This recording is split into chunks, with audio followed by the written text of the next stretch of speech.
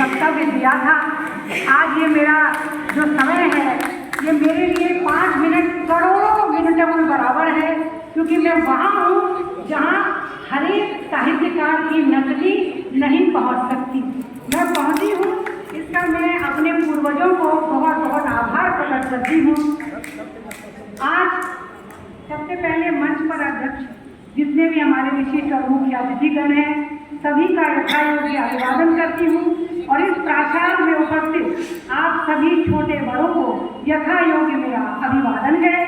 और मैं हृदय से नमन करती हूँ निराला जैसे व्यक्तित्व को हृदय से नमन करती हूँ राम वृक्ष बेनीपुरी जी को, जिन्होंने साहित्य को, हिंदी भाषा को, मानव जीवन के सूक्ष्म तत्वों को एक नया आयाम दिया।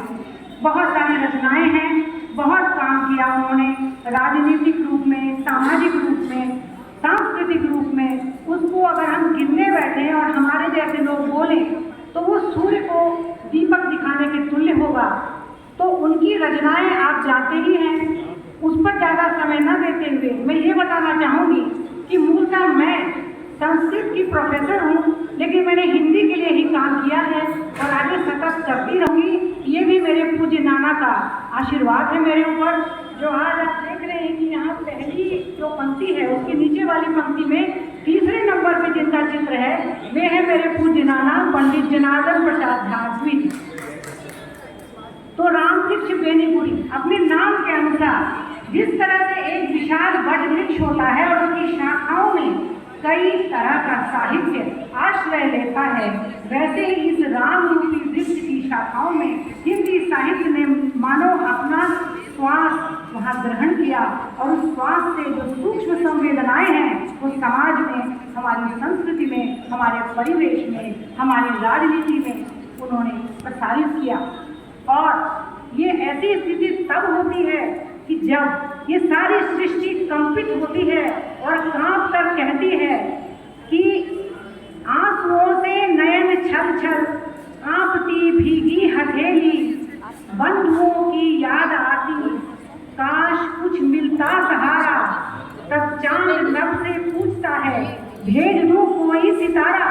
तब राम वृक्ष बेनीपुरी जैसे सितारे का होता है इस धरा पे जन्म, और एक से एक कालजयी रचनाएं हमें पढ़ने के लिए मिलती हैं।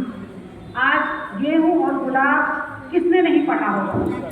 गेहूं और गुलाब में वर्णित जो सूक्ष्म तत्व है कि केवल जो हमारी क्षुधा तृप्ति ही हमारा जीवन नहीं है, एक मानसिक जो आध्यात्मिक जो एक मानसिक तत्व होता है, सूक्ष्म भावनाएं, संवेदनाएं होती हैं, उनका हमारे जीवन में क्या अर्थ है, क्या महत्व है।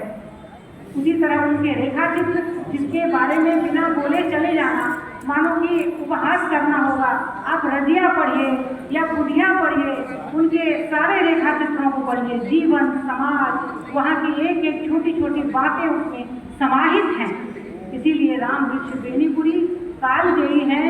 जब तक ये सृष्टि है, साहित्य है, संस्कृति है, ये सदा अमर रहेंगे पूरे विश्व में। और अंत में रामधारी सिंह दिनकर के 4 पंक्तियों के साथ अपनी वाणी को विराम दूंगी, क्योंकि ऐसा जो व्यक्तित्व होता है वह व्यक्तित्व एक अलग ही ऊष्मा और ऊर्जा का परिचायक होता है।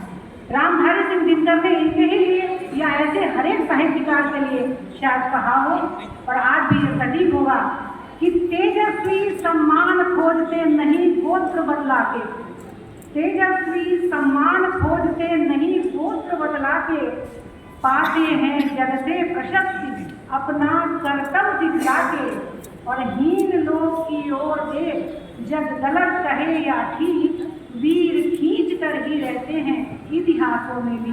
बहुत बहुत धन्यवाद यहाँ बुलाने के लिए और ये समय देने के लिए।